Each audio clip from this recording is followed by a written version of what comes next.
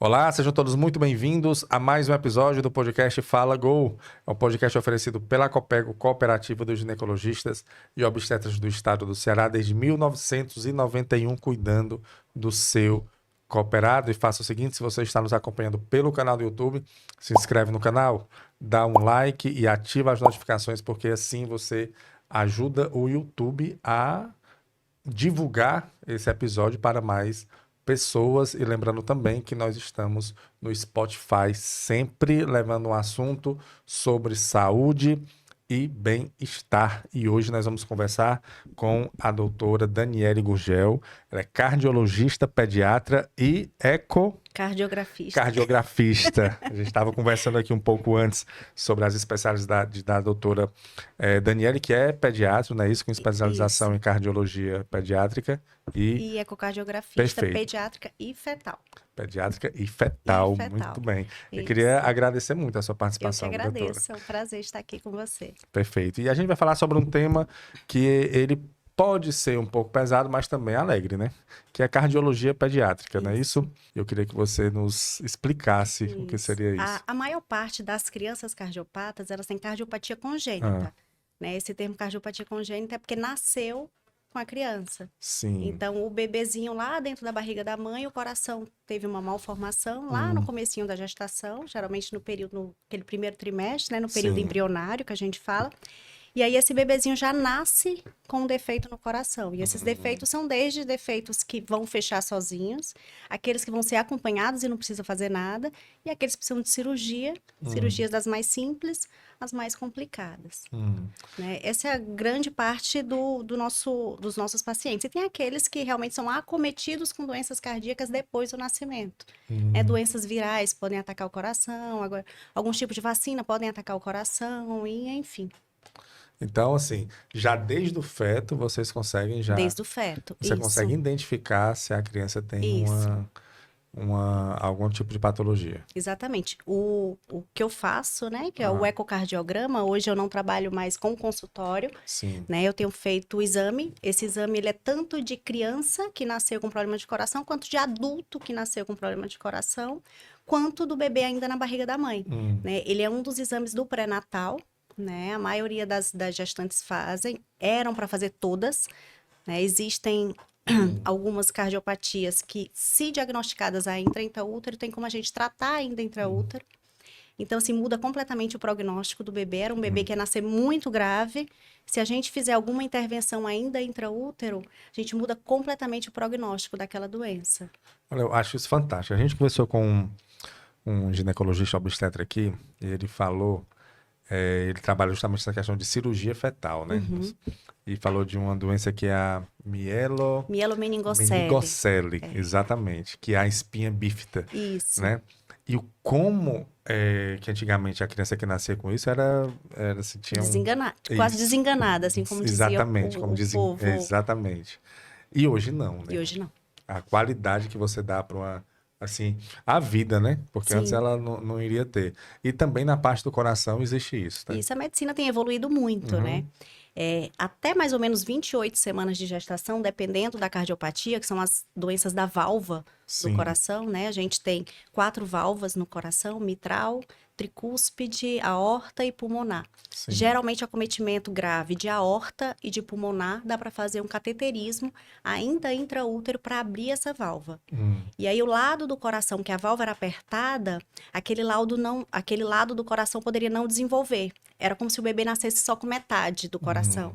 Depois que você abre a válvula, o sangue que vai passar por ali, que antes não tinha como passar, desenvolve o coração. Então, o bebê que ia nascer com metade do coração, nasce com o coração inteiro. Olha aí. Então, por mais que ele precise ainda de intervenção ao nascimento... Vai ser menor, né? Com certeza. Imagina, você vai viver até quando?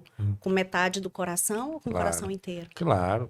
Agora, antes da gente chegar na parte que eu entender como é que funciona essa cirurgia, com quantos meses assim, a gente consegue identificar algum tipo de anomalia, e como é que a gente consegue saber, né?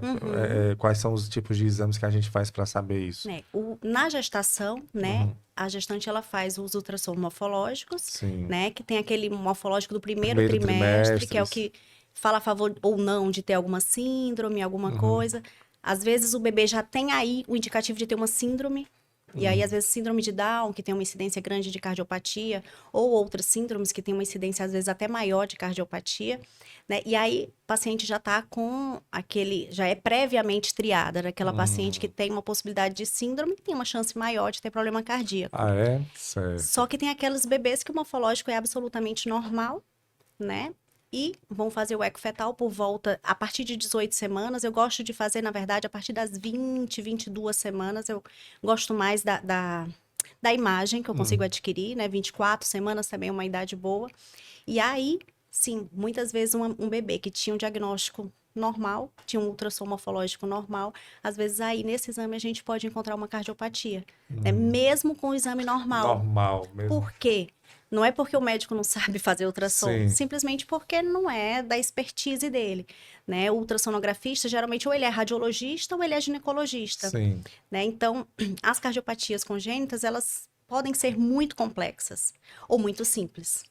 Essas muito simples, muitas vezes, passam por um olhar não treinado, passam desapercebidas. E as muito complexas, muitas vezes a pessoa não sabe o que está vendo. Sim. Né? Essas muito complexas, com um bom ultrassonografista, ele consegue pelo menos saber que tem alguma coisa. Mas às vezes um ultrassonografista também pouco treinado, passam até essas mais complexas. Entendi. Então, é que foi justamente o que você é, que é Ecocardiografista fetal, Isso. que é específico para esse tipo Isso. de... A gente tem aquela formação das cardiopatias, da cardiologia pediátrica, né? E faz a imagem do coração do feto. Né? Entre 18 e 28 semanas. Por que 28? Aquela cirurgia que a gente estava falando há pouco tempo, Sim. de fazer intraútero, era até 28 semanas. Até que ser logo, né? Então, se a gente não consegue fazer, se a gente vai fazer ultrassom com 30 semanas, eu consigo fazer? Consigo. Consigo fazer até o finalzinho da gestação.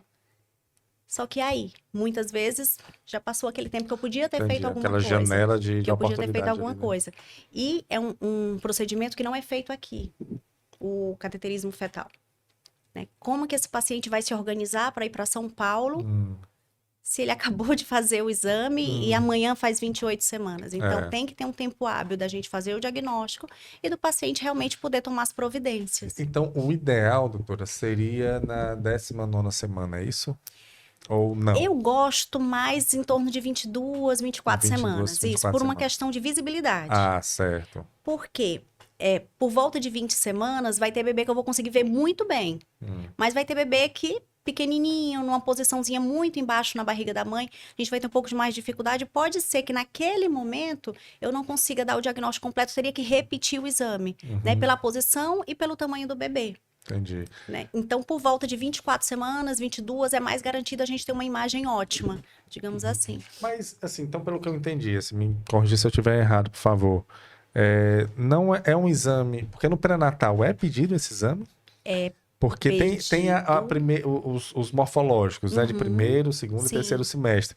Mas você, pelo que eu entendi, no morfológico, talvez você não consiga identificar, né? Dependendo de como seja a cardiopatia Isso. e a expertise do ultrassonografista. Isso. Então, se você não identificar ali, não necessariamente é que o feto está sem nada, né? Isso. Pode ter sido algum tipo de problema.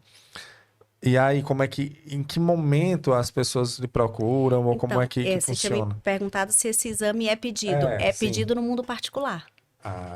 Né? No mundo particular, que aí eu incluo o mundo de convênio. Sim. Né? Infelizmente, no SUS, por exemplo, não tem. Né? Pelo menos não aqui no Ceará. Né? Nós somos ainda de um estado em desenvolvimento, né? Então, isso aqui a gente ainda não consegue... Mas assim, é triste, né? Porque no convênio você vai no pré-natal com um médico particular, então ele indica, ó... Isso. Depois da 20ª Isso, já faz parte do pré-natal normal o ecocardiograma fetal. Ele é uma recomendação, ele não é uma obrigatoriedade, né? Embora seja uma forte recomendação. Se você pensar que a maioria dos bebês que tem cardiopatia congênita não tinha nenhuma indicação de fazer esse exame, não era diabética, a mãe não era diabética, ela não teve outro filho cardiopata, ela não é cardiopata, ela não teve uma infecção viral na gestação, ela não teve nada. E o bebê nasce com cardiopatia. Esse é o cenário principal. O bebê nasce com cardiopatia e a mãe não tinha nenhuma indicação precisa de fazer o eco fetal. Então, é por isso que a gente recomenda toda gestante precisa fazer o eco fetal. Faz parte do pré-natal normal, não é pré-natal de alto risco, é pré-natal normal, o ecocardiograma fetal. E aí precisa só de um? Você já sabe, por exemplo, nesse intervalo aí? Ou não? Depois tem que fazer algo? Precisa só de um para a gente fazer o diagnóstico. Né? Mas algumas cardiopatias a gente precisa seguir. Vamos supor, uma arritmia, por exemplo. Tem casos de arritmia que a gente precisa, que não é a cardiopatia estrutural, né? A arritmia é quando o coração do bebê bate errado. Ou baixo ou alto. Muito rápido, sim. E esse bebê a gente precisa acompanhar. Porque às vezes você pega um bebê com 20 semanas com arritmia. Você vai fazer o quê? Vai fazer o parto? Não, só tem 20 semanas. Então, você precisa acompanhar esse bebê, né? Acompanhar para ver qualquer sinal de descompensação, que aquele meio intraútero com aquela arritmia tá pior do que aqui fora. Então, esse bebê... Aí sim, a gente faz, às vezes, o ecocardiograma fetal toda semana. Toda semana para avaliar essa repercussão. Se estivesse acompanhando ele dentro da barriga, para acompanhar. Né? Pode ficar de fora. fato, nós estamos acompanhando, né? Não tem como acompanhar fora, né? Exatamente. Por exemplo, algumas cardiopatias, algumas arritmias, quando o coração do bebê está batendo muito rápido, a mãe precisa de tratamento. A gente trata a mãe, pela circulação da mãe, o remédio chegar no bebê e baixar aquela frequência que está muito alta. Então, esse bebê, por exemplo, precisa ser acompanhado diariamente. Né? Então, na grande maioria dos casos, a gente precisa de um ecocardiograma para fazer o diagnóstico. Uma vez com o diagnóstico, muitas vezes a gente precisa fazer vários exames para acompanhar esse bebê. Perfeito. Mas, assim, quando você faz lá naquela 22ª semana, que você faz o eco lá direitinho... Se não apareceu nada... Não apareceu nada. Eu não tenho dúvida com relação ao exame. Porque muitas vezes o bebê está de costas, não deu para ver. Já tem que fazer de novo, né? Ou os bebês estão dentro de uma máquina de lavar roupa, ficam rodando dentro da barriga da mãe também. Acontece. É raro, mas acontece com frequência, é aquela história. Né? Então, é raro, mas acontece sempre. Isso. E aí, então, a gente precisa repetir, simplesmente porque não deu para ver, né? E não é o habitual, mas pode acontecer. Né? E aí a gente repete por uma precaução. Olha, tudo que eu vi tá normal, mas eu gostaria de ver melhor. Sim. Né? Então, às vezes, a gente repete assim, mas a grande maioria das vezes, inclusive com o diagnóstico. Às vezes, a paciente fica ansiosa, doutora, deu tal cardiopatia, eu preciso repetir no nascimento, não tiver necessidade de acompanhar, não precisa. Até o nascimento não precisa, porque não vai mudar a cardiopatia. Entendi. Né? Então, a gente vai precisar fazer esse eco do bebê quando ele nascer. Aí sim. Aí ele vai precisar de um eco transtorácico, que é aquele que é no peito do neném, quando ele nascer, para a gente confirmar aquela cardiopatia e fazer as medições finas, né? Que a gente mede uma medida de um coraçãozinho, de um defeito num coração dentro da barriga da mãe. A gente vai medir esse defeito já fazendo no peitinho do coração que nasceu. Então, é uma medida muito mais acurada. Então, muitas vezes a gente faz um refinamento do diagnóstico ao nascimento. Né? Mas dentro da barriga da mãe, muitas vezes não muda nada. A gente fazer esse outro exame só vai gerar mais ansiedade para a mãe. Claro. E quais são as patologias que podem acontecer no feto que precisa de uma intervenção cirúrgica? Porque, pelo que eu entendi, algumas você apenas acompanha porque quando nascer vai ter que ter um tratamento diferenciado, vamos dizer assim, né?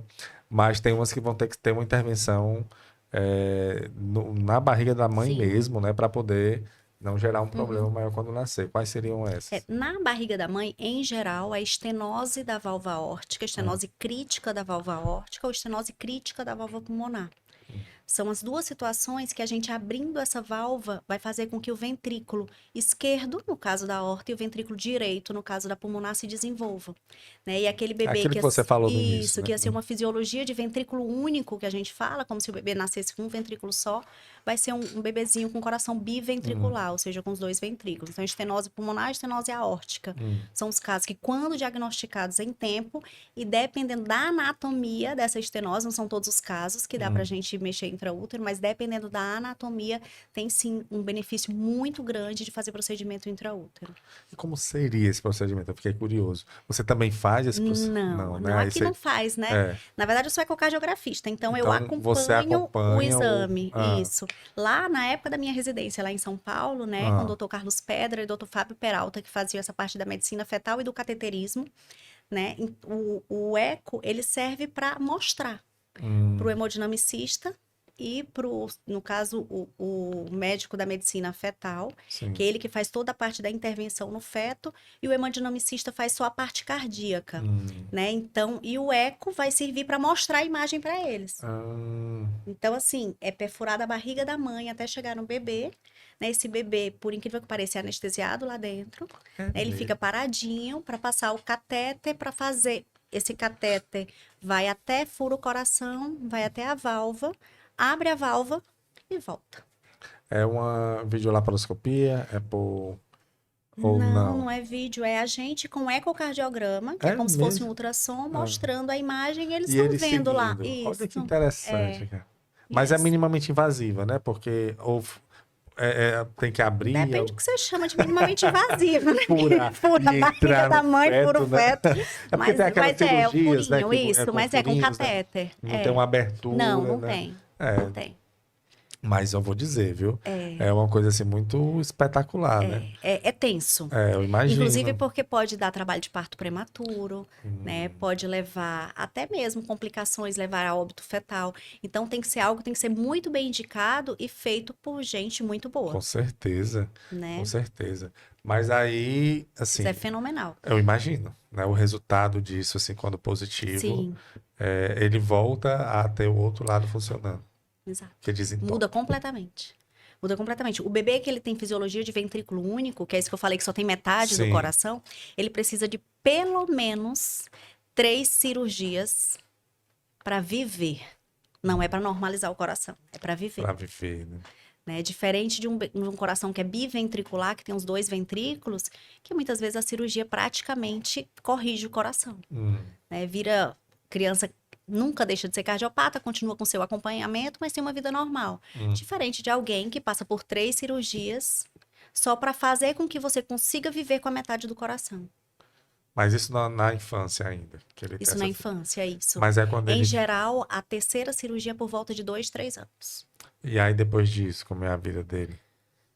Olha, tá melhorando cada vez mais, né? Tanto com relação à medicação, com relação ao acompanhamento com exames. Tem exames, o teste cardiopulmonar, por exemplo, que é algo que não se faz em todo lugar, mas que você consegue ver aquela capacidade cardiopulmonar, como diz o nome Sim. do exame do paciente, para ele poder fazer uma atividade física de uma forma segura. Então, assim, a qualidade de vida dos pacientes com ventrículo único tem melhorado cada vez mais. Mas não se compara de um paciente biventricular. Que... Né? Fica... Ainda mais que se tivesse a oportunidade. Não, poxa, eu podia ter feito um procedimento intraútero que mudaria completamente o prognóstico da criança, né? E não fiz, porque eu não fiz um eco fetal. Porque não foi saber só quando nasceu. Foi saber quando nasceu. Ou foi saber tarde demais que o coração já não tinha desenvolvido. E o pior, né? Quando nem sabe. Quando nem sabe. Quando nem Que sabe. aí infelizmente leva ainda no- é a grande maioria. E aí Ainda leva- é a grande maioria Existe dos um número casos. de óbitos considerável em relação a isso? Ou... Rapaz, é a terceira maior causa de óbito neonatal. É mesmo? É né? cardiopatia congênita. Puxa vida, Infelizmente, até aquelas com diagnóstico, porque algumas são muito graves, imagino. né? Então, mas a ideia do diagnóstico é exatamente essa. Mas aí você falou que no SUS isso não é obrigado, Não né? é No obrigado, pré-natal, é. então talvez se fosse, Não, isso, não seria a terceira, né? Assim, não exatamente, teria- provavelmente. Não seria... A cardiopatia congênita, ela é a principal malformação pediátrica, né? Ao nascimento, digamos assim. Sim. Então, você imagina, a principal malformação não ser diagnosticada, isso não faz Não sentido. faz sentido, né, cara? Não faz sentido.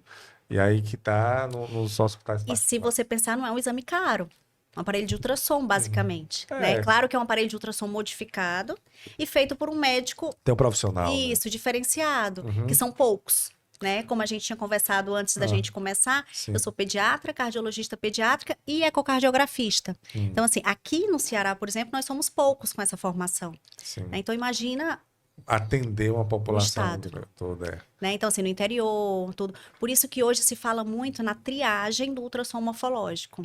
Treinar o médico ultrassonografista para fazer uma triagem. Ele não vai conseguir dar o diagnóstico, mas ele vai saber, opa, isso aqui tá Esse daqui alterado. tem que vai para Esse uma aqui, fila aqui, né? Vai isso, para uma lista aqui. Isso, que não tem- é o ideal. O ideal seria que todos tivessem acesso ao ecocardiograma fetal.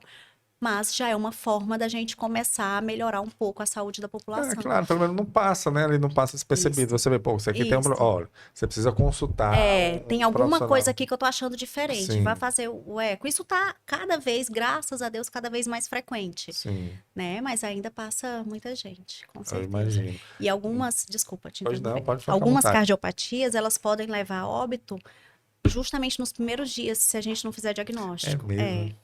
Algumas cardiopatias, que a gente chama, até essas mesmo, como eu tinha falado, fisiologia de ventrículo único, ou algumas coisas quando mexe no arco aórtico, uma coarctação de aorta crítica, que é quando o arco aórtico, que é o maior vaso que sai do coração, ele é apertado, a ponto de não conseguir passar o sangue para o corpo, né? Isso a gente chama de coarctação crítica da aorta. Interrupção do arco aórtico, esse mesmo arco tem uma parte que está faltando.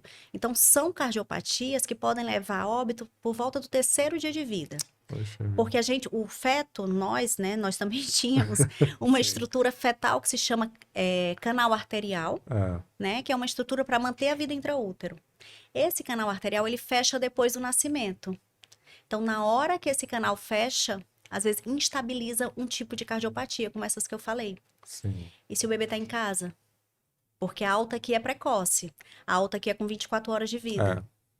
O bebê chega em casa, tá tudo bem. Dali a pouco, Acontece um... e pode ser fatal, né? A gente tem vários casos nossos, do nossa casuística, opa, quase não sai, da nossa casuística dos pacientes convênio, dos pacientes particulares, que passaram mal em casa, É mesmo? e aí chega no hospital, faz o eco, e tem esse tipo de cardiopatia que eu falei. E gente, filho de médico, às vezes fez um ultrassom, a pessoa que fez o ultrassom, o médico que fez o ultrassom disse que estava tudo bem. Para ele estava tudo bem, de fato. Mas o paciente não fez o eco fetal. Ou não fez um eco fetal com um profissional capacitado. Era o que eu ia falar. Você está falando, não sei se eu estou errado, mas parece que é um exame um pouco complicado de se diagnosticar, né? Assim, é uma patologia um pouco complicada, caso você não tenha uma expertise ali Era o que eu ia área. te falar agora. São 6 anos de formação. É. Né? Então, assim, para quem passou por todos esses passos de formação, termina que não é tão complicado assim. Sim, Né? Claro que muitas vezes existe uma divergência das minúcias do diagnóstico entre um profissional capacitado e outro profissional capacitado. Não do diagnóstico em si, mas de coisas finas do diagnóstico, né? Do laudo, digamos assim. Agora, um médico que não tem nenhuma dessa formação, o que tem acontecido bastante, faz um curso e vai fazer o ecocardiograma fetal. E aí pode passar, de fato, mais do que com um profissional capacitado, né? Então, assim, não é só apenas fazer, né? Você tem que fazer bem feito, como tudo na vida. Como tudo na vida, Como tudo né? na vida. Então, A gente tem que fazer tudo bem feito, começar do pouquinho bem feito até chegar no extraordinário bem feito. Né? Não dá para fazer o extraordinário bem feito se eu fiz tudo mal feito daqui para trás. Olhando para trás, opa, não fiz nada bem feito, vou fazer isso aqui bem feito? Não vou. Faz sentido. Então, assim, para quem tá no pré-natal aí, saber, né, onde é que vai fazer esse exame e talvez até pegar outra opinião, né? Sim, sim.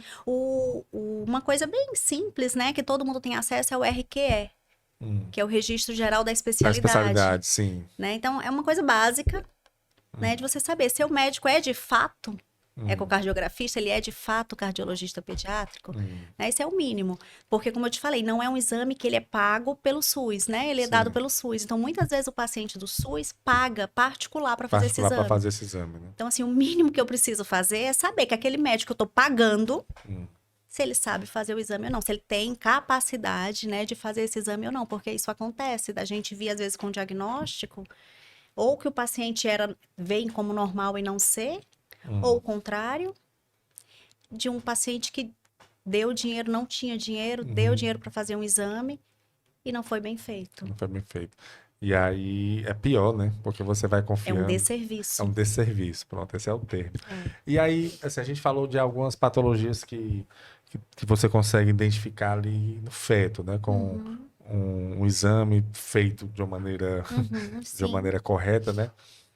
Mas existe alguma patologia, que a gente está falando de cardiologia pediátrica, existe alguma patologia que a criança desenvolve Depois de nascer? Depois de nascer tem. Assim, que no feto estava perfeito, tudo normal. Sim. Você fez, vamos aí, no melhor dos mundos, né? Ela fez o exame, com o Tudo normal. profissional, fez o exame correto, tudo direitinho. Mas aí depois que nasceu, ela começou a sentir algumas coisas. Existe isso? Existem as cardiopatias adquiridas, Ah, né? Que são aquelas que vêm, como o nome já diz, né? Depois do nascimento. Elas são adquiridas no decorrer da vida. É um exemplo disso, febre reumática, né? Não sei se você já ouviu falar.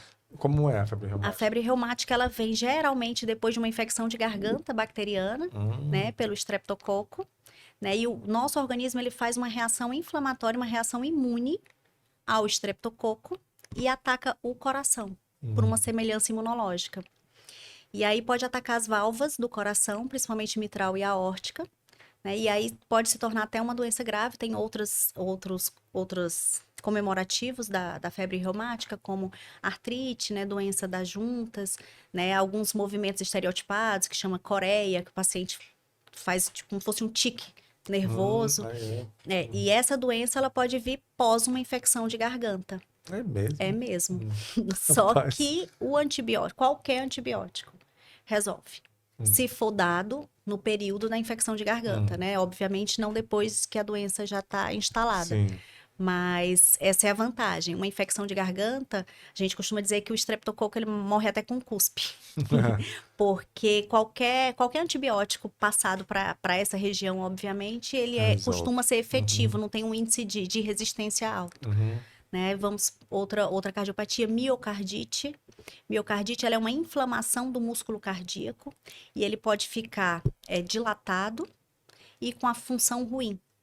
Né? Então, ele pode vir depois de uma gripe, depois de um Covid, depois de uma doença que chama mão-pé-boca, que inclusive é a principal causa dessa miocardite. Essa doença mão-pé-boca, que é o vírus Coxsackie. Né? Então, a miocardite é outro exemplo. Pericardite, que é uma inflamação no saco que envolve o coração, que também pode vir depois de um quadro viral. Então, tudo isso é aqui. Você fala do mão, pé, boca, criança, teve um momento que estava em alta, né?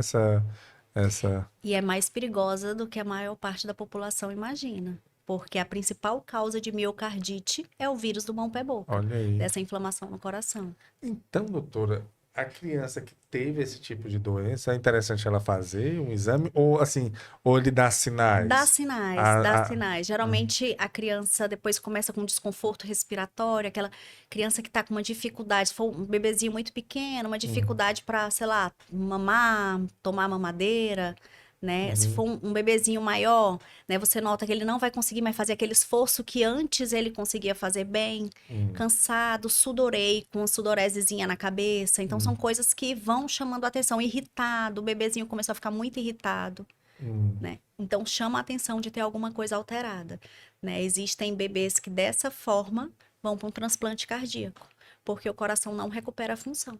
É mesmo? É mesmo. Puxa, que chato. Mas então os sintomas seriam... Porque é interessante, assim, as pessoas saberem disso. Você teve algum desse tipo de doença, a criança começou a ficar irritada, sudorese, Sudorese, com a cabecinha suada. mesmo sem estar em ambiente calorento. Isso, sem calor. Na verdade, é pelo esforço, é pela insuficiência cardíaca. Né? Então, aquela respiração que é rápida, muito rápida. Se você olha assim para o bebê, a respiração, se fosse um bebezinho pequeno, estaria maior do que 60, 50, né? Uma respiração ofegante, esse buraquinho aqui que a gente tem a fúrcula, né? Entrando para respirar entre as costelinhas. Então, isso é sinal que tem algum desconforto respiratório. Peraí, meu filho não está gripado e começou a ter um desconforto respiratório, aí vai para o pronto-socorro, faz um raio-x. Quando faz o raio-x, o coração do bebê tá desse Já tamanho. mostra. E aí já fala a favor de ter realmente algum acometimento cardíaco, aí solicita o eco, e aí que a gente consegue avaliar e ver que esse coração muitas vezes está crescido e com a função ruim. Você falou de bebê, tem alguma idade assim que, por exemplo, esse tipo de patologia afete ou não? A gente está com Até 2 quantos bebês anos? internados com meses, que chegaram com meses. Não teve nada intraútero, a mãe não tinha tido nenhuma gripe enquanto estava com o bebezinho ele não tinha tido nenhum resfriado e tá com o mesmo quadro que eu acabei de falar. Puxa vida. Mas depois que quando ele vai ganhando mais idade, tem tipo assim uma certa imunidade, assim, ele fica mais... Não, Mas, ou não? não. Pode pegar com Não. 2, 3, Agora, 4, assim, 5 algumas anos. doenças você vai saindo daquele período. Tipo, Pronto. por exemplo, Kawasaki. Kawasaki é uma doença que estava super em alta há pouco tempo atrás. Kawasaki, como é? Síndrome de Kawasaki. Quais são os A sintomas? Kawasaki, ele tem uma febre que não melhora, né? Aí o bebê ou a criança, em geral de 1 a 5 anos, né? Vai ter uma conjuntivite não purulenta, um linfonodo aqui embaixo dessa região cervical, que é aquela íngua, né? Que o pessoal chama de Sim. íngua. Alterações de extremidades, pode ter inchaço, descamação nas mãos e nos pés, no períneo, e a pelezinha manchada. Né? E a boquinha também com essas alterações de vermelha, né? Língua e framboesa, que a gente chama. Então, todo esse quadro fala a favor de ter uma doença chamada síndrome de Kawasaki. Né? E essa síndrome de Kawasaki, essa sim, por exemplo, tem esse período, geralmente entre 1 e 5 anos, né? Até E 5 anos. pode alterar as coronárias. Ela atinge o coração mexendo nas coronárias, que é onde leva o suprimento de oxigênio para o coração. O infarto que o adulto tem é problema na coronária. Né? Então, imagina, logo a coronária que é acometida na síndrome de Kawasaki, que ela pode crescer. E se ela cresce, o sangue já passa com uma dificuldade maior, por incrível que pareça. Ele passa mais lento, né? E essa lentificação dela ser dilatada, né, pode causar trombos e levar, inclusive, a infarto, por conta dessa alteração. E esses aneurismas, né? E, além disso, essa doença, ela cursa com o aumento das plaquetas, que é quem ajuda a formar trombo. Sim. Né? Então, eu tenho uma coronária dilatada, que aquele sangue termina ele passando com uma certa remora, que o pessoal fala, com aquele sangue meio turbulento, e que facilita a formação de trombo. E eu tenho uma plaqueta aumentada que facilita a formação de trombo. E tem um vaso inflamado que facilita a formação de trombo. Então, tudo isso por conta de uma doença sistêmica chamada Coxsackie, que pode alterar a coronária e levar a um quadro bem mais grave, com aneurisma gigante de coronária. Pode acontecer se a doença não for tratada em tempo. Em tempo. Isso em criança, você está falando aí, você falou em infarto. E criança, nunca ouvi, a criança tem um infarto, existe isso? Se tiver uma malformação de coronária, pode ter, né? Existe uma doença também que se chama origem anômala da coronária esquerda, que é quando a coronária, ao invés de sair da aorta, que é onde sai, a nossa sai, por exemplo, da aorta, ela vai sair lá da artéria pulmonar. A artéria pulmonar, ela manda o sangue sem oxigênio. Sim. Então, a nossa coronária esquerda, que é a principal, ela está recebendo sangue sem oxigênio para irrigar nosso coração. Então, esse bebezinho, ele é infarto atrás de infarto. A irritabilidade que a gente tinha conversado. Muitas vezes é um bebê. Essa é mais difícil de fazer o diagnóstico no ecocardiograma fetal, porque é coronária.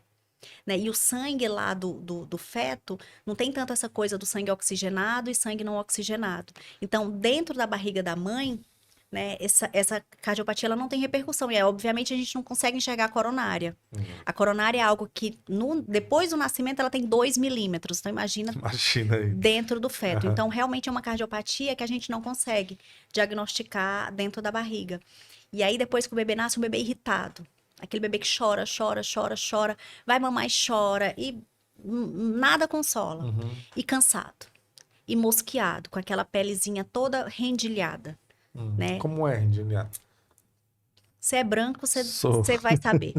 Muito frio, forma aquele mapa. Quando você tá com muito frio, eu sei, que fica toda manchadinha assim. Meio vermelho, né? Isso. Como se fosse marmorizada a pele, toda com aquelas rajadas. Então, isso é uma pele mosqueada. Né? Então, o bebê que fica com a pele mosqueada, muito irritado, choroso, sudoreico, né? Muitas vezes pode ser uma origem anômala de coronária. E aí você vai fazer o eletrocardiograma, é exatamente um eletrocardiograma de infarto. E o ecocardiograma mostra que a coronária, ao invés de sair da aorta, tá saindo da pulmonar. Mas você falou que teve uma que quando você chega no pronto-socorro que tira um raio-x, o coração tá grande. Essa pode dar. Pode ficar com o coração maior também. Porque na hora que o coração infarta, ele morre o músculo. Né? E se morre, ele dilata. Né? A miocardite, que eu falei que é a inflamação que dilata o coração, é exatamente porque tem necrose do músculo, da mesma forma do infarto.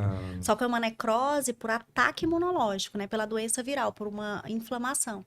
Que aí, né? Não é pela isquemia. Entendi. Aí que isso ocasionou todo esse problema.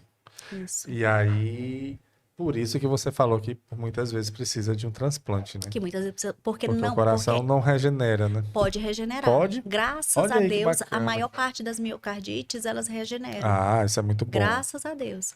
Mas pode ser que não, né? E aí aquele bebê que tá sempre com o coração. A gente tem um cálculo que a gente faz, que é a fração de ejeção, que é onde vê o funcionamento mesmo do Sim. coração. Acima de 56. Em geral, a gente pega na criança 70, 75, 60 e pouco, mas é normal acima de 56. Às vezes, esses bebês estão com 25, com 30. Né? Então, esses bebês, infelizmente, os que não recuperam, muitos deles vão, quando tem sorte, Sim. vão para um transplante. Né? Porque ainda tem isso.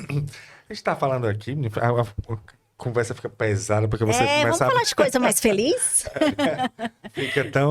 você vai vendo o índice disso não é tão alto, né, Não, doutora? não, Isso aí não. seria a exceção, E- né? e- e É porque assim- você falou que a Mão, pé, boca. não, no feto, que é a terceira causa de Aham, de óbito, de óbito, neonatal. né? Neonatal, porque às vezes por um simples exame que você não fez, Sim. né? E então não é uma coisa assim tão Tão incomum. rara, não. Mas não. isso no feto, mas quando essa da criança já nascida, né? Essa é mais rara. É mais rara, É. né, doutora? Se não é. Até porque, por exemplo, a febre reumática. Ah, Hoje em dia não se justifica mais febre reumática. Né? Pelo contrário, hoje em dia, geralmente, gripe se trata com antibiótico. sim. Então, assim, hoje em dia não se justifica mais você encontrar a febre reumática porque é uma repercussão de uma doença de garganta, Sim. que não foi tratada. Uhum. Se ela for tratada em tempo hábil, Aí não tem. não tem. Não tem. E graças a Deus, até as miocardites, elas são raras, né? Ela pode vir como consequência de uma vacina, por exemplo. Algumas vacinas podem também dar uma miocardite, uma pericardite, a própria vacina da gripe. Falou-se muito da vacina do Covid, né? Sim. Pode ser uma reação pós-vacinal também, né? E a grande maioria recupera. Então, Graças a Deus. Então, assim, a gente falou aqui, assustou um pouco, mas é raro. Agora, você tendo uma patologia dessa, ou no feto, ou quando criança de até 5 anos, curada, você fica com essa dúvida. Quando você ficar adulto, isso pode voltar? Isso, assim, são doenças que você precisa ficar um acompanhamento pelo resto da A vida? cardiopatia congênita, né? Vamos supor que ela resolveu só.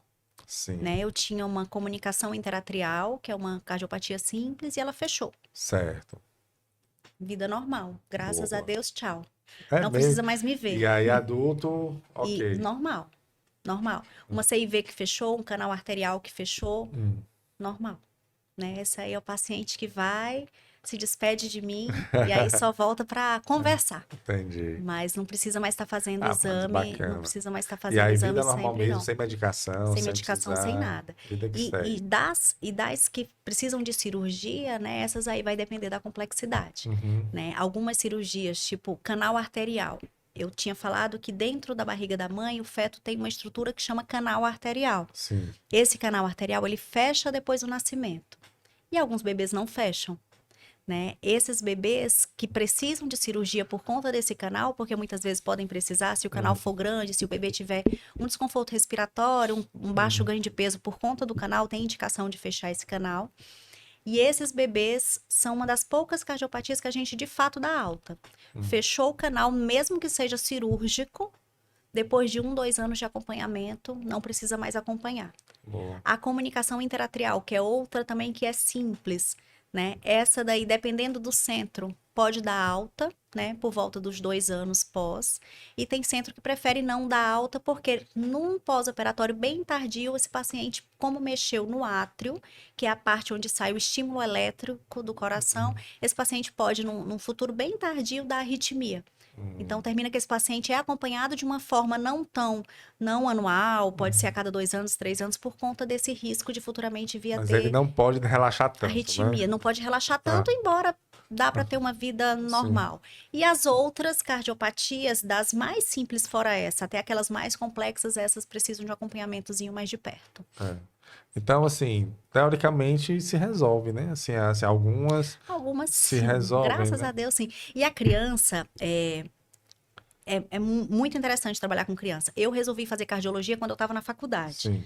Eu tinha resolvido que eu ia ser cardiologista, né? Quando eu brinco que quando eu ouvi as primeiras bulhas cardíacas, pode até parecer piegas, mas é verdade. Sim. A gente, na semiologia, né? Quando a gente aprende a auscultar o coração, entender o que é que a gente está ouvindo, ali eu decidi que eu queria fazer cardiologia. Né, eu acho, para mim era algo que era, entre aspas, simples, né? A gente tem mais habilidade com uma coisa ou com outra, para mim era a cardiologia. E aí, cardiologia de adulto ou cardiologia pediátrica, né? E dentro da faculdade mesmo, eu já comecei a fazer cardiologia pediátrica num projeto de extensão e fiz durante 3 anos para depois, e resolvi mesmo que eu ia ser cardiologista pediátrica, porque é muito diferente você olhar para uma criança cardiopata e você olhar para um adulto cardiopata. A gente olha para o começo da vida, a gente olha para o final da vida. É verdade. Né? Então, assim, o adulto cardiopata, muitas vezes o idoso cardiopata, ele traz o peso do diagnóstico. Eu sei o que eu tenho, eu sei que eu vou morrer. A criança já não. Ela não sabe, é verdade, faz todo sentido. A criança não sabe, muitas vezes ela não vai mesmo, Uhum. né? Porque a gente, graças a Deus, a criança, ela se recupera, a gente tinha conversado sobre isso, a criança, ela se recupera realmente mais rápido. Sim. E as cardiopatias, elas são corrigíveis por cirurgia, né? A grande maioria, graças a Deus. Enquanto do adulto, muitas vezes é coisa que o tempo estragou. Sim. Né? Então, é muito difícil você, para mim, pelo menos, né? Cada médico tem sua especialidade, que é onde tem aptidão. É muito difícil para mim lidar com o idoso, o adulto que sabe que tem uma doença grave. A criança, muitas vezes, ela até tem, mas ela tá brincando. Ela tá na brinquedoteca brincando. Ela tá vendo a galinha pintadinha. Ela tá sorrindo enquanto você faz exame. Então é diferente. Foi isso da cardiologia pediátrica que me chamou. Né? Porque faz sentido. Você vai tratar uma pessoa que... Porque assim, a falta do conhecimento deixa você mais leve, né? Com certeza, com certeza. Deixa você mais leve. E não leve. só o conhecimento. Claro que o conhecimento, sim, a gente fala que a ignorância, ela é muito sábia nesse sentido, né? Sim. Porque quanto mais a gente sabe, mais medo a gente tem, né? Com relação ao conhecimento técnico, né? Mas mais do que isso, aquelas crenças derrotistas que muitas vezes o adulto tem, né? De, ai, não vai dar certo. A criança não tem. Para criança, tudo vai dar certo. Tudo vai dar certo, né? Para não dizer que tudo vai dar certo, depende do que ela sente da mãe e do pai. Se ela olha para o pai e para a mãe e ela sente segurança no pai e na mãe, você pode ter certeza, vai dar certo. Mas se ela sente que tá balançando ali... A criança balança também. E te falo mais, em geral, essa criança vai pior do que a outra criança. Que os pais estão animados, que os pais passam segurança, que os pais acreditam no tratamento. Essa família, em geral, vai melhor do que aquela que vem com aquela crença que não vai dar certo. E isso é mais comum no adulto, né? Então, por isso que eu falo que às vezes a criança se recupera muito mais por isso. O adulto vem cheio de crenças que aquilo não vai dar certo. Enquanto a criança, ela tá lá. Ela confia, ela se entrega. Porque para ela, de uma certa forma, é uma novidade, né? Tudo, é uma novidade, ela não sabe também. Tudo ali faz parte. Ela não tem uma experiência anterior, então ela não conhece um vizinho que passou por aquilo e evoluiu de uma forma ruim. Para ela é uma coisa que está acontecendo ali, mas um problema que vamos ter que resolver. E que ela não tem noção da gravidade. Então, para mim, é mais fácil lidar com isso. Né? A criança que tá ali, mas ela tá feliz, ela tá brincando. Chega o Natal, vem o Papai Noel, aquela criança fica feliz. Então... faz sentido. Se ela talvez coloque na mesma balança, não ter recebido o presente que ela quis no Natal e um exame que não foi tão bom ali, né? Ela gosta da mesma balança. E você falou uma coisa, doutora, que eu achei bem interessante. Você disse que o resultado do processo, né? Porque é um processo, você faz um exame que tem uma patologia no coração, é uma coisa, poxa, pesada. Isso. E aí, a partir dali, se inicia um processo que envolve vários profissionais. Isso, até um desfecho que todos querem que seja positivo, né? O psicológico influencia. Eu não tenho a menor dúvida disso. Você falou e eu fiquei observando, porque você disse, a criança que a família está segura, ela se sente segura. A criança que a família está balançada, ela fica balançada, e o desfecho disso às vezes não é tão... E é verdade isso na prática. Isso é conhecido. Isso é conhecido. E eu não tenho a menor dúvida disso, né? Quando as nossas crenças, inclusive tem artigo científico com relação à religiosidade, inclusive. Artigo científico, olha só. Religiosidade, que o desfecho é melhor.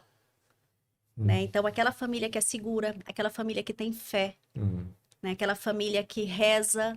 Você chega muitas vezes no leito da UTI. Só mais um pouquinho Você chega muitas vezes no leito da UTI, tá lá a criança, a mãe e uma música religiosa, ou a imagem do Santíssimo. Você pode ter certeza que essa criança evolui melhor do que aquela família que tá pesada, que tá acreditando que não tá acreditando que vai dar certo. Esse desfecho é pior. Olha que interessante, né? Então você vê isso na prática, né? Totalmente.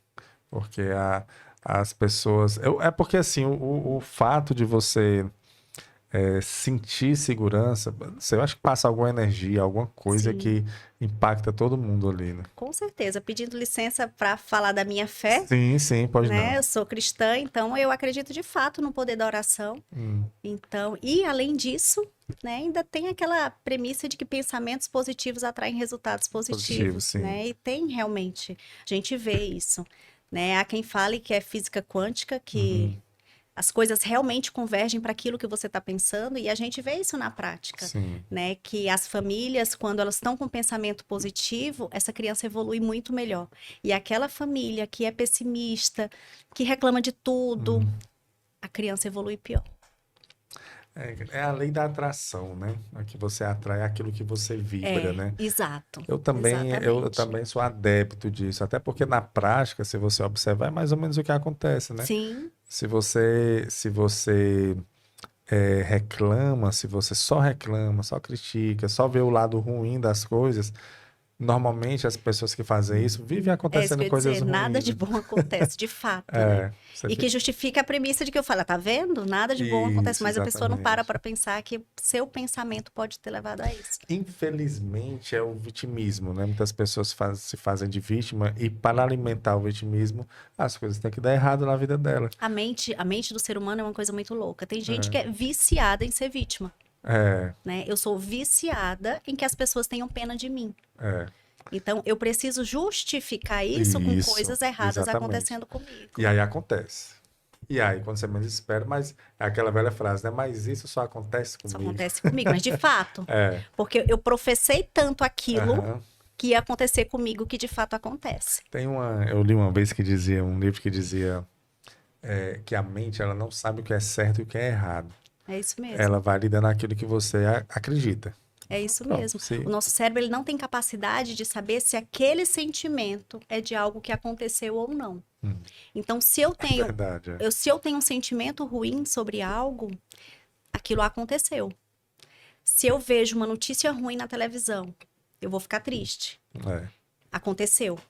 Para o meu cérebro, aconteceu aquela tragédia. Amanhã eu vejo de novo. Aconteceu de novo. E depois de novo, aconteceu de novo. Vai tornando realidade, né? E para o nosso cérebro é isso, não só tornando realidade, como uma repetição. Uma repetição desses pensamentos ruins. Nosso cérebro entende que aquilo que a gente está vendo como ruim, de fato aconteceu. Então, o nosso cérebro não tem essa capacidade. Então, se eu vejo coisas boas, nosso cérebro está entendendo que coisas boas estão acontecendo. Se a gente vê coisas ruins, nosso cérebro está entendendo que coisas ruins estão acontecendo com a gente. Essas coisas tristes, que tem gente que é viciada em assistir aquele programa que passa barra pesada. Né? Sangue na tela, né? Quase. Isso daí o seu cérebro entende que aquilo está acontecendo com você. E de novo. E de novo, e de novo. O World Trade Center lá nos Estados Unidos, que passava o tempo inteiro. O seu cérebro, ele não tem o discernimento de saber que aquilo dali você está repetindo a notícia. Tá acontecendo. É real. Né? É real. Como se fosse Aconteceu. Real, né? Rapaz, você tem que ter cuidado com a sua mente, porque é um jardim, né? Que você, a gente tem que se alimentar a nossa inteligência de coisas boas. Que você plantar, você vai colher, né? Não tem... um terreno fértil ali para... Então, escolha plantar boas sementes, né? Porque se você plantar boas sementes, você vai colher bons frutos, né? Exatamente. Tanto com relação à nossa mente, quanto com o outro. No outro como? Com o outro, com o outro. Né? Essas vezes eu estava conversando, exatamente pensando assim, qual o propósito, né? Qual o propósito da gente, né? Qual o meu propósito aqui? né? E esse final de semana mesmo, eu estava na missa e pensando assim, o que seria o meu propósito aqui, o meu propósito com relação aos pacientes, por exemplo. Sim. E eu parei para pensar, não, o meu propósito, eu acho que é dar a parte humana que eu tenho, né? Isso aconteceu agora, há pouco tempo atrás, a paciente me procurou que tinha um diagnóstico de um eco fetal feito por um médico não especialista, de uma cardiopatia grave, e ela me procurou para confirmar. E eu estava agoniada querendo fazer essa paciente no momento que eu não estaria na clínica, porque eu queria acabar com a ansiedade dela. Sim. Né? E ela ficou tão grata com aquilo que eu parei e pensei, meu Deus, é esse o meu propósito, de fazer essa diferença. Eu não tô lá para fazer um exame, né? Eu tô lá para fazer a diferença. Acalmar o coração dela. Acalmar o coração, fazer a diferença na vida daquela paciente. Uma coisa sobre as coisas que a gente professa, né? Uma Sim. paciente também nessa mesma linha de raciocínio sobre qual o meu propósito. A paciente chegou para mim, era o segundo filho dela. Segundo filho ou segunda filha, não tenho certeza. E ela, a primeira filha era bem mais velha, acho que tinha uns 9 anos, e ela chegou para mim falando, acho que ela falou umas 5 vezes que a filha não tinha sido planejada. Ela falou, ai, tá aqui, tal, não foi planejada. Eu não me lembro qual era. Eu queria um menino e veio uma menina, ou vice-versa. E veio numa época que também que não estava planejada. Fazia tanto tempo que eu tinha tido filho, não estava planejado. E falou. Tão planejado. Quando ela terminou o exame, ela falou, ai, não estava planejado, mas graças a Deus tá tudo bem. Eu peguei na mão dela e falei, vamos combinar uma coisa a partir de hoje? Você não vai mais dizer que ela não foi planejada. A partir de hoje, você não vai mais falar. Tudo que você tá falando, ela tá entendendo. E isso tá indo pra cabecinha dela, pro subconsciente, ela não vai lembrar, obviamente, a gente não lembra das nossas memórias intraútero, né? Mas isso tá servindo pra formar quem ela é. Ouvir a mãe dizendo que ela não foi planejada. Então, eu entendi que o meu propósito é esse. Além de toda a minha formação, né, de pediatra, cardiologista pediátrica, cardiografista, não é só dar um diagnóstico. Sim. Dar um diagnóstico, qualquer médico com formação pode dar. Pode dar, sim. Né? Mas esse a mais eu acho que vem de Deus, não é além. E eu vou dizer uma coisa, doutora Daniele. Essa paciente chorou, foi tão bonito. Foi, eu imagino, porque eu vou dizer uma coisa. A escutativa, né? Você escutar e você dar um olhar diferenciado, que faz uma diferença hoje em dia, sabia? Porque eu não sei se você está percebendo isso, mas tanto no dia a dia eu percebo, e nessas conversas que eu venho tendo aqui, que estou trazendo sempre profissional na área de saúde, isso meio que reforça aquilo que eu venho vendo. As pessoas estão frágeis, sabe? Eu estou sentindo as pessoas frágeis, eu estou sentindo as Precisando pessoas... de conexão. Você tem acesso hoje, nunca se teve isso, um acesso a tantas pessoas como a gente tem, um acesso fácil. Eu consigo falar e me comunicar com pessoa no Japão, se eu quiser. Se a gente pode abrir uma live aqui agora e conversar com pessoa lá no Japão e interagir e olhar nas redes sociais e ter ali aquelas pessoas seguindo, você seguindo e curtindo e comentando e compartilhando. O seu acesso a pessoas, a outras pessoas está muito fácil, mas é como se as pessoas tivessem cada vez mais só, né? No final mesmo de tudo, elas estão se sentindo só. Isso. E você tem um olhar diferenciado, não um olhar, não uma curtida no Instagram, mas uma orientação ali de uma coisa diferenciada. É sobre olhar no olho. É sobre pegar na mão, né, tocar. As pessoas estão carentes de toque. É verdade. É tocar, é olhar no olho, é dar um bom dia, né? E uma coisa que eu noto... Sem ser mecânico, né? Porque as pessoas estão tão mecânicas hoje que... Bom dia.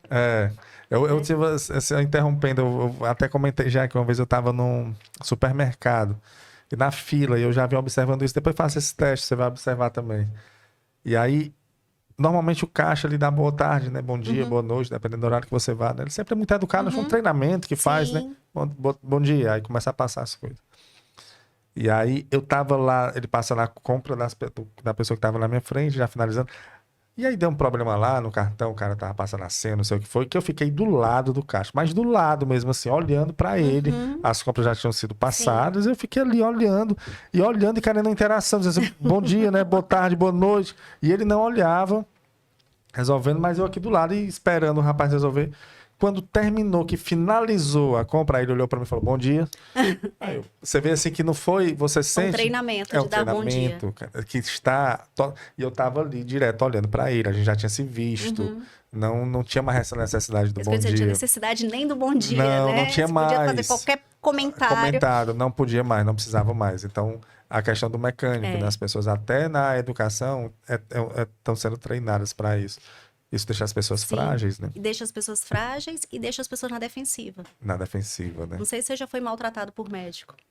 Não, graças a Deus Eu já fui. eu não ando maltratada. muito. É porque eu não ando muito. Mas de ir numa consulta, o médico não olhar pra mim, já aconteceu. sim. De você uma coisa assim muito mecânica, né? Isso. Ah, sim. Eu chamo maltratado porque isso pra mim é É isso pra maltratado. você, isso pra mim é tão É comum. normal, né? Às vezes pra mim é maltratado. Inclusive um caixa de banco que você vai e não olha pra sua cara, Sim. também. Aham. né? E... Porque maltratar hoje pra mim é a pessoa lhe ofender, mas isso aí pra sim, você... E não é vitimismo, é simplesmente pensar que as pessoas não estão interessadas no outro porque elas não mais. estão, infelizmente, Isso, não estão doutora, mais elas não interessadas estão. no outro. Né? Então, o paciente também já chega assim. Uhum. Então, muitas vezes o paciente se admira.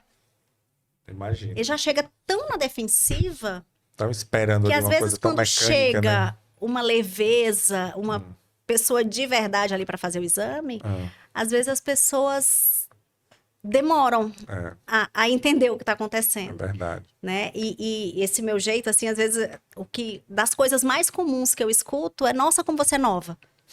Pra você ter uma ideia. Né? O que é bom, de certa forma, né? Mulher a gente sempre gosta.